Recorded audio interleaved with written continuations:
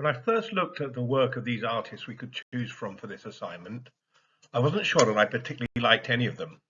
But when our group shared our presentations last week, I realized that many of them were more interesting than the first few examples of their work that I'd looked at.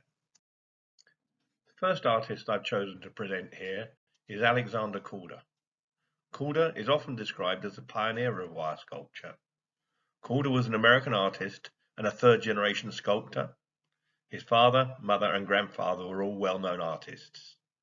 His early wire sculptures in the 1920s and 1930s were mainly caricaturistic representations of people and animals.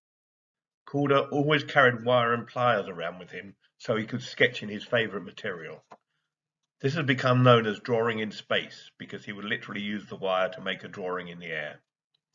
Calder transitioned from representational wireframes to kinetic art. I particularly like the concept of kinetic art, which is always changing its form. Initially, his mobiles were driven by motors, but eventually he chose to have them moved by wind currents alone, making the movement much more random.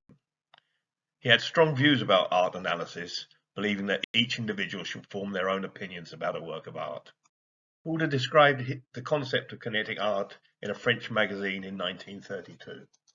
How can art be realized? Out of volumes, motions, spaces bounded by the great space, the universe. Out of different masses, light, heavy, middling, indicated by variations of size or color, directional line, vectors which represent speeds, velocities, accelerations and forces. These directions making between them meaningful angles and senses together, defining one big conclusion or many. Spaces, volumes suggested by the smallest means in contrast to their mass, or even including them juxtaposed, pierced by vectors and crossed by speeds. Nothing at all of this is fixed. Each element able to move, to stir, to oscillate, to come and go in its relationship with the other elements in its universe. It must not just be a fleeting moment, but a physical bond between the varying events of life. The second artist I chose is Michael Craig Martin. Craig Martin is a British artist known for his contributions to the development of conceptual art and his distinctive use of line and colour in his works.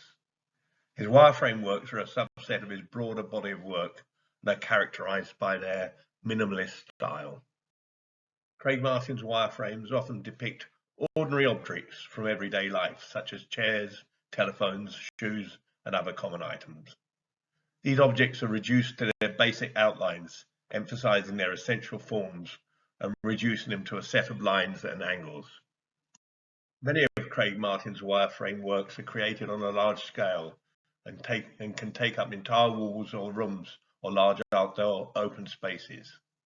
These installations challenge viewers to reconsider the familiar in a new and abstract context. Craig Martin's wireframes challenge viewers to question the nature of art, perception, and representation. By reducing objects to their simplest forms, he prompts viewers to contemplate the essence of the objects themselves and their relationship to the viewer.